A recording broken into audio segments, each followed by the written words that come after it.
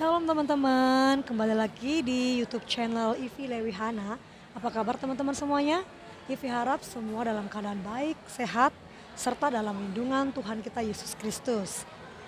Dan hari ini Ivi sedang berada di salah satu food court di salah satu mall di kota Surabaya. Karena saya bekerja sebagai sales ya yang harus mobile di store demi store di daerah Surabaya sampai ke Sidoarjo sebagai sales distributor farmasi di Surabaya. Dan ini ceritanya Ivi lagi istirahat, sudah mengerjakan semua tugas. Dan sebelum mau pulang Ivi pengen menyapa teman-teman sekaligus pengen cerita atau melanjutkan kesaksian Ivi yang sebelumnya. Dan di channel kali ini Ivi mau kesaksian tentang betapa Tuhan memberikan Ivi kekuatan yang ekstra untuk merawat satu bayi lagi. Nah, sebelum Ivi cerita lebih lanjutnya, bagi teman-teman yang belum subscribe, dan jika teman-teman suka atau tertarik dengan video ini, boleh di subscribe, di like, komen, dan juga share ke teman-teman yang lainnya. Dan teman-teman juga yang sudah mensubscribe, terima kasih buat dukungannya, buat doanya, juga yang sudah ada mungkin yang mendukung secara dana, terima kasih banyak untuk teman-teman di luar sana. Kiranya Tuhan yang memberkati, kiranya Tuhan yang melimpahkan dan membalaskan semuanya itu. Dan di channel-channel sebelumnya, Ivi sudah menyaksikan tentang pertama kali mengenal Tuhan Yesus, sampai Ivi dibebaskan dari LGBT, sampai Ivi juga bisa terlepas dari dosa seks dan pornografi, kemudian juga terlepas dari banyak hal yang banyak dosa ya. Kemudian bagaimana tantangan setelah dibaptis itu semuanya sudah ada dan sudah Ivi saksikan di channel-channel di konten-konten yang sebelumnya. Jadi buat teman-teman yang pengen tahu bagaimana perjalanan Ivi dari belum mengenal Tuhan sampai mengenal Tuhan sampai sekarang, boleh diintip bagaimana perjalanan saya di konten-konten sebelumnya. Dan ini melanjutkan bagaimana ketika saya setelah di perceraian yang ketiga. Jadi kesaksian saya yang sebelum ini adalah perceraian yang ketiga. Dan Ivi pengen menceritakan selanjutnya. Setelah perceraian Ivi yang ketiga, pada waktu itu kan suami Ivi itu kan mantan suami saya itu membawa semua barang-barang yang saya punya, seperti motor, handphone, uang, dan barang-barang yang lain. Karena Ivi tidak mau atau takut ya untuk meminta kembali. Jadi saya ini harus bekerja tanpa itu semuanya dan harus berjuang bagaimana saya harus hidup dengan 2 anak, juga harus membantu orang tua dan juga keluarga. Kemudian di titik itu juga saya harus kehilangan segalanya karena sebuah pilihan yang salah. Dan bagaimana saya menghadapinya? Saya berdoa terus ya. Pada waktu itu kan Natalan. Jadi pada waktu Natalan 2 tahun yang lalu, saya benar-benar gak punya apa-apa, bahkan di gereja aja pakai sandal jepit, baju pinjam sama saudara, dan anak-anak pakai baju yang seadanya karena sudah ludes semuanya barang-barangnya dibawa oleh mantan suami. Untuk bagi teman-teman yang pengen tahu kenapa saya bisa sampai bercerai untuk yang ketiga kalinya juga, yaitu sudah saya ceritakan di konten-konten berikutnya. Sehingga kemudian Ivi mau menceritakan bagaimana nextnya.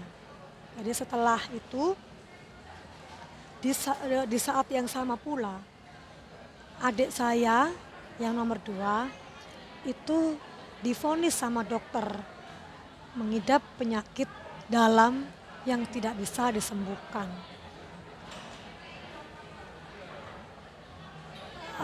Saya tidak bisa mengatakan apa jenis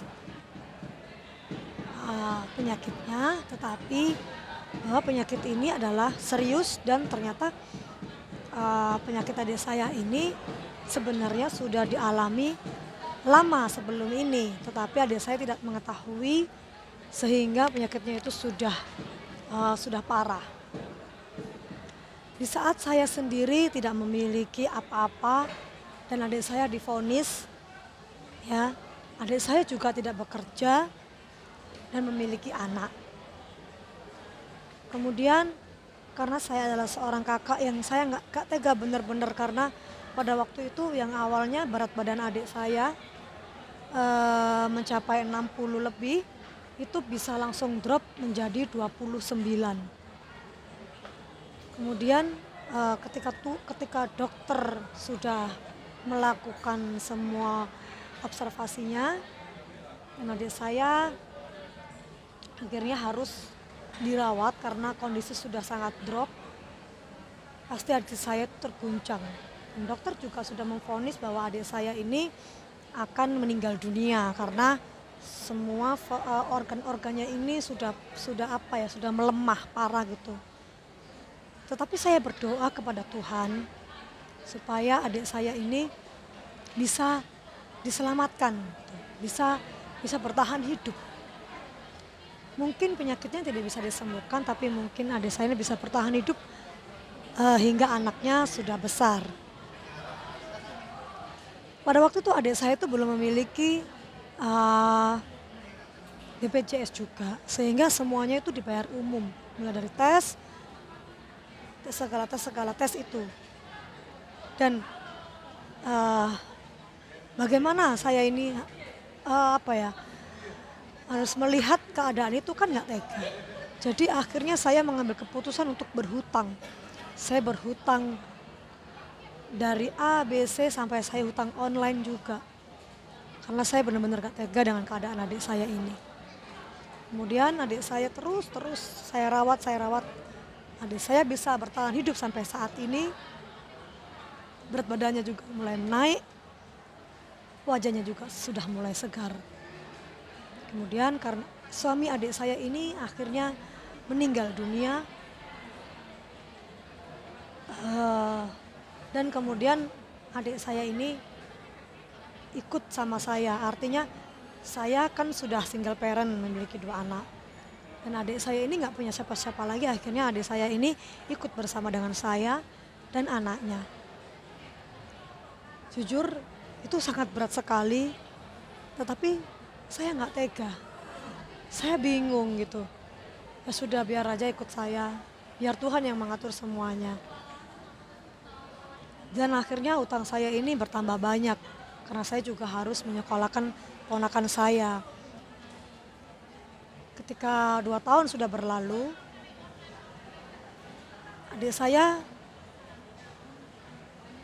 akhirnya hamil. Adik saya ketika itu hamil, padahal di dalam kondisi sakitnya sebenarnya adik saya belum boleh hamil dahulu, tapi adik saya ini hamil. Dan saya begitu kecewa, yang membuat saya kecewa adalah ketika adik saya ini ikut saya tidak pernah memaksa dia untuk mengenal Tuhan. Tetapi memang saya menginjil, saya memberitahukan bahwa Yesus Kristus adalah Tuhan, bahwa Yesus adalah jalan, hidup dan kebenaran. Tetapi saya tidak pernah memaksa, karena saya tahu bahwa tugas kita adalah untuk menyampaikan, untuk diutus Tuhan untuk memberitakan. Tetapi tentu saja Tuhan sudah memberikan kehendak bebas atau free will kepada setiap masing-masing orang. apakah dia mau menerima Yesus sebagai Tuhan dan Juru Selamat. Adik saya ini akhirnya menerima Tuhan Yesus sebagai Tuhan dan Juru Selamat dan mau dibaptiskan di gereja. Dan saya ini sudah memberitahukan betapa resiko-resiko, betapa apa yang akan dialami oleh adik saya, ya. Mungkin pengucilan atau mungkin penghujatan atau mungkin ya yang lain-lain ya. Bahwasanya mengikut Tuhan harus memikul salib, tetapi Tuhan yang akan mencukupkan kekuatan kita untuk memikul kuk itu. Tetapi saya tidak mengerti mengapa adik saya kembali kepada jalannya yang sudah lalu. Mengapa adik saya melepas Tuhan Yesus kembali. Saya sangat kecewa sebagai manusia. Saya sempat bertanya sama Tuhan Yesus. Saya sudah berdoa tentang keselamatan adik saya.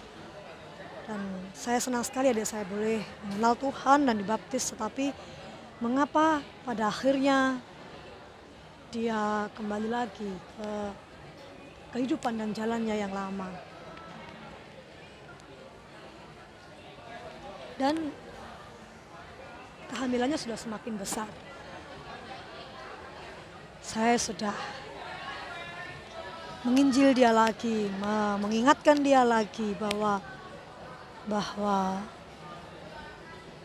Tuhan adalah setia dan adil. Kalau kamu mau minta ampun, kamu akan diampuni.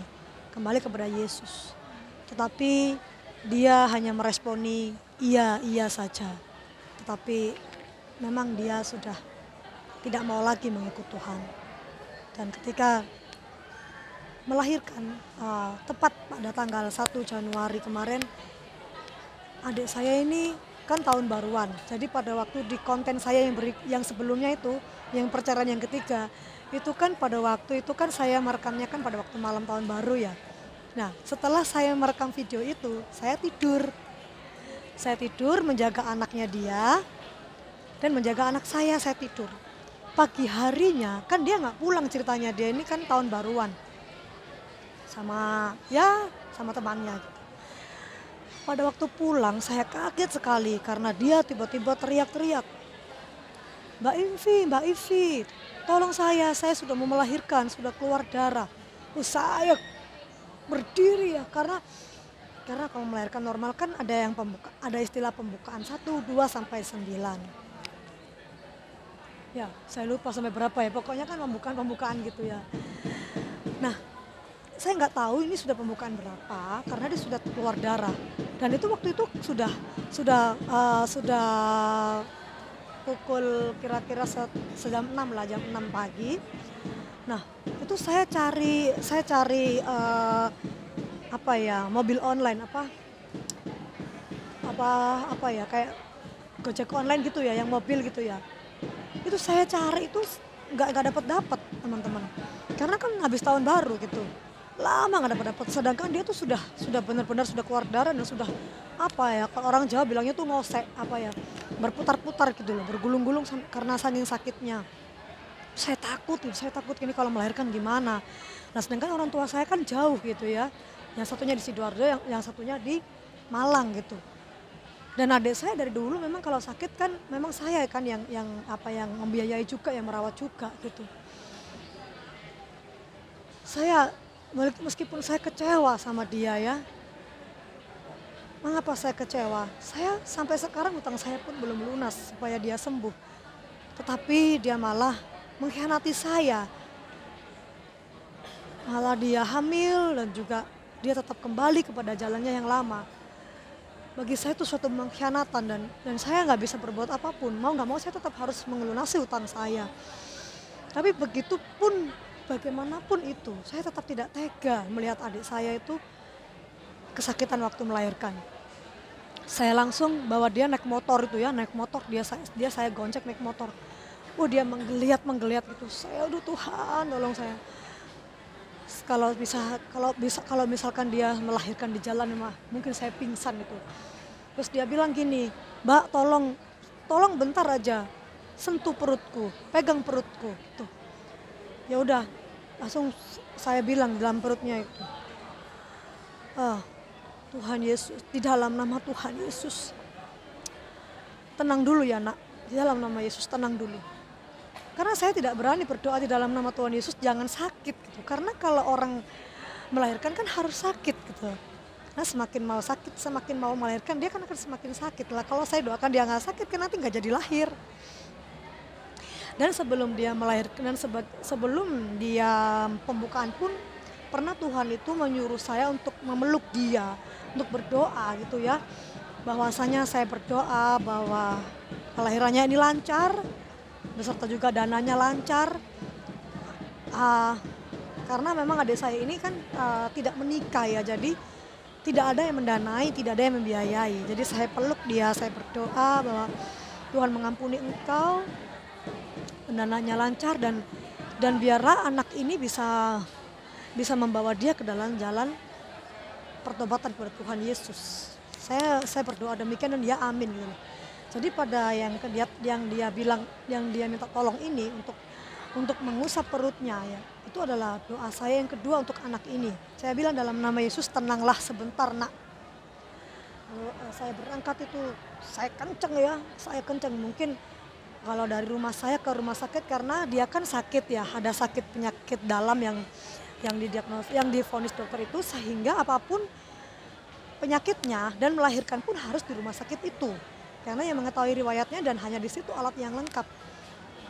Jadi saya harus ke sana itu dengan kencang banget ya, untuk pada waktu itu kan masih pagi, tanggal 1 pagi. Jadi saya kenceng aja. Saya berdoa Tuhan, terus dia udah mau nyampe. Itu kira-kira kalau dari rumah saya ke rumah sakit itu kan mungkin kalau dalam keadaan lancar itu kan sekitar 30 sampai 40 menit. Nah itu di menit ya, di mau nyampe ya separuh perjalanan tuh dia bilang saya nggak kuat lagi, saya butuh mobil gitu kan. Karena kalau naik motor kan semakin sakit kontraksinya, saya butuh mobil. Padahal nggak ada tuh, saya cari tuh nggak ada mobil. Kemudian saya bilang dalam nama Yesus kasih saya mobil. Saya toleh ke belakang. Saya toleh ke belakang tuh ada mobil Gojek online itu. Saya langsung bilang, Pak, tolong gitu. Tolong antar adik saya Pak ke UGD rumah sakit ini karena mau melahirkan. Nanti saya bayar offline ya Pak ya, saya bayar sesuai dengan argo aja. Oh iya gitu. Kemudian dia kenceng, dia kan kalau naik mobil kan lebih kenceng. Mobil lebih kenceng lagi. Ya ampun sampai UGD teman-teman ya. Sampai UGD keluar dari mobil itu. Baru aja dinaikin ke kursi ke tempat tidur ini yang biasanya kalau orang sakit itu kan langsung digotong ke tempat tidur yang orang sakit itu ya, apa yang namanya ya. Ya baru saja di situ. Ya Tuhan, bayinya langsung keluar. Semua langsung pada kaget karena baru saja di situ. Aduh, kalau Tuhan nggak menyediakan itu mobil ya, mungkin sudah dilahir di motor itu. Kalau mobil kan lebih cepat gitu. Ya Tuhan, itu selisihnya tuh cuma 5 detik kan itu langsung lahir tuh anak itu. Tuhan, saya bilang, puji Tuhan Kau mendengarkan doa saya. Terima kasih Tuhan. Sudah dari situ ya, akhirnya saya urus gitu kan. Saya panggil orang tua saya untuk membantu saya mengurus ya, karena harus riwa-riwi ke sana kemari untuk mengurus orang yang sedang sakit dan dia harus melahirkan. Nah lalu kemudian saya sudah lahir ya, sudah dibersihkan semuanya dan ditaruh di kamar khusus ya, karena kan sudah mengidap penyakit yang maksudnya dia ini kan bermasalah gitu, masuk orang yang bermasalah, jadi ditaruh di ruangan-ruangan yang bermasalah, yang khusus orang-orang yang memiliki masalah gitu. Kemudian sekitar 3 hari di situ, ya ternyata adik saya ini memilih untuk tidak merawat bayinya. Nah, sedangkan si bayi ini teman-teman sudah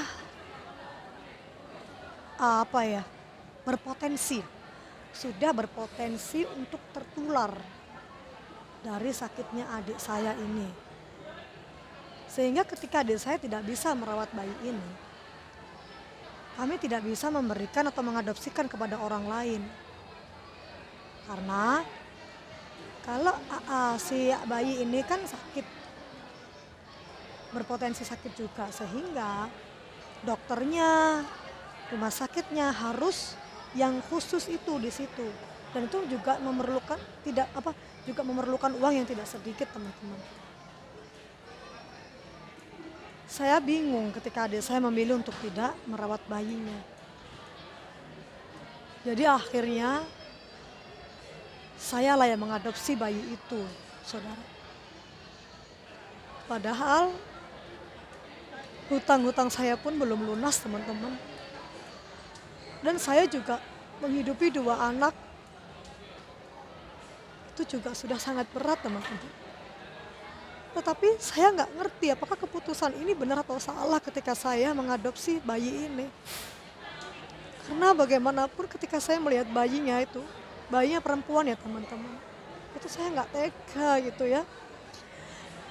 Saya bilang sama Tuhan, Tuhan saya nggak mampu, tapi saya nggak tega.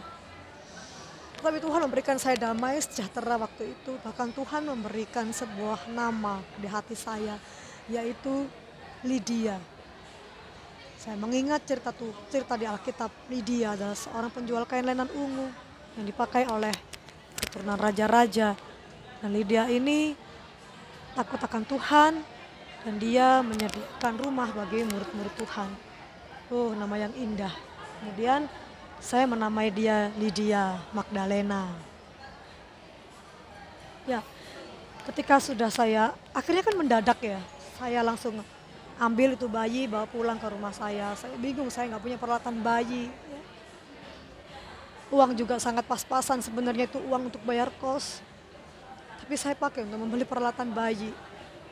Tapi puji Tuhan, teman-teman saya ada yang membawa susu. Ada yang kasih botol susu, ada yang kasih baju bayi. Karena sama sekali saya nggak prepare, saya nggak ngerti. Tanggal 1 Januari Tuhan memberikan saya bayi. Padahal di malamnya saya berdoa supaya Tuhan memberikan saya mimpi dan penglihatan. Tapi kenapa kok Tuhan memberikan saya bayi?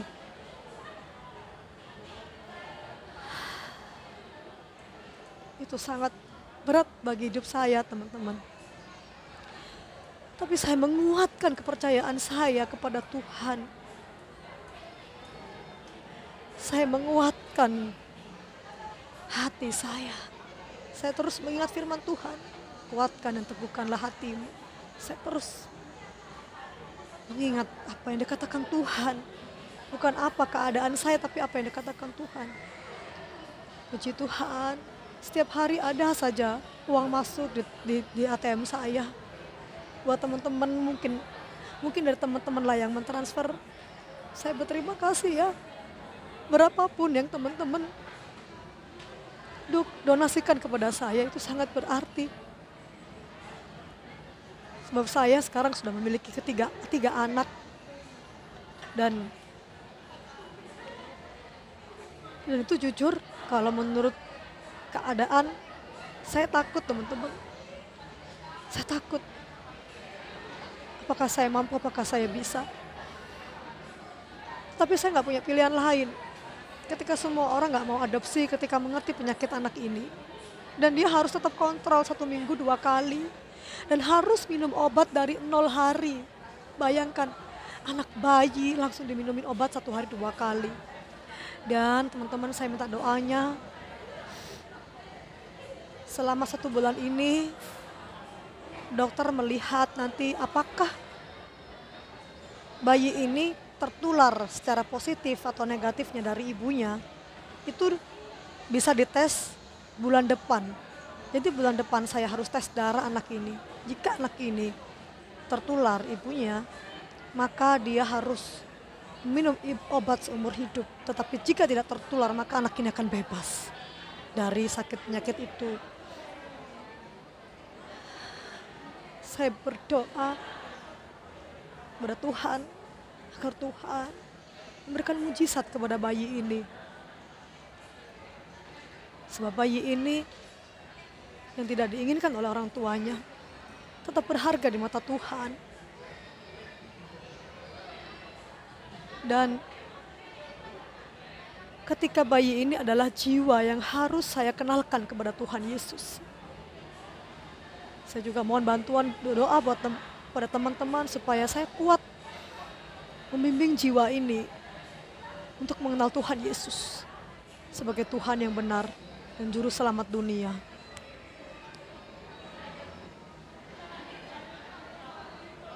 Itulah kesaksian saya, teman-teman.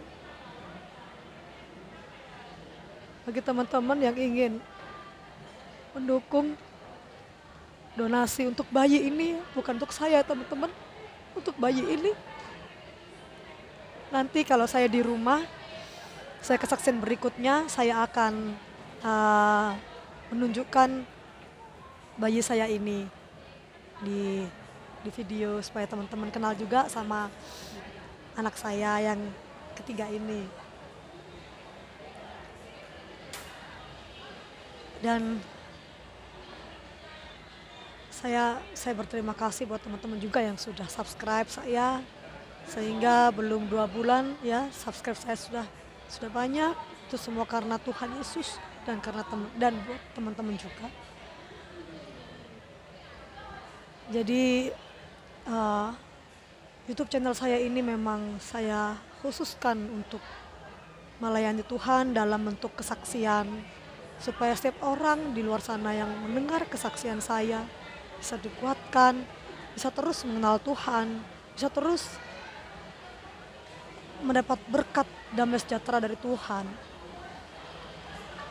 dan bertumbuh menjadi murid Tuhan.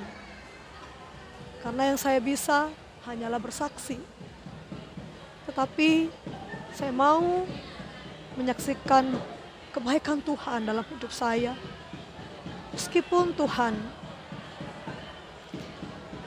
belum menolong hidup saya secara sepenuhnya, tapi Tuhan demi hari selalu menolong hidup saya. Ada saja orang yang mengirim, ada saja orang yang memberkati. Terima kasih Tuhan, dan terima kasih buat teman-teman juga. Dan bagi teman-teman yang ingin menyumbang dalam bentuk susu atau dalam bentuk baju, boleh hubungi saya, atau dalam bentuk apapun boleh hubungi saya, dan karena saya mencantumkan nomor WA saya di deskripsi dan juga nomor rekening. Saya juga mohon doanya supaya bayi yang saya adopsi ini, yang merupakan keponakan saya ini, bulan depan agar dia negatif. Tetapi kalaupun Tuhan mengizinkan positif, saya berdoa dan saya minta dukungan doa juga kepada teman-teman supaya bayi ini memiliki kekuatan saat nanti besar dia menyadari bahwa dia memiliki penyakit dalam yang tidak bisa disembuhkan, supaya dia tidak menjadi anak yang minder, tapi dia memiliki kepercayaan yang kuat kepada Tuhan Yesus. Saya memohon doa buat teman-teman, membawa nama Lydia ini ke doa teman-teman. Hari ini dulu kesaksian saya. Nanti di konten-konten berikutnya saya akan menyaksikan, tentu masih banyak kesaksian dalam hidup saya untuk memperkuat kita semuanya, untuk memuliakan nama Tuhan Yesus. Dan saya berdoa supaya hati saya tetap murni, motivasi saya tetap suci, yaitu ingin melayani Tuhan dengan apa yang saya punya, yaitu kesaksian hidup saya tentang perbuatan ajaib Tuhan hari demi hari yang saya lalui. Terima kasih teman-teman. Kiranya kita semua diberikan kesehatan dan kelimpahan dari Tuhan Yesus, Allah kita yang dahsyat itu. Terima kasih, sampai jumpa di channel-channel saya berikutnya, di konten-konten saya berikutnya. Tuhan Yesus memberkati.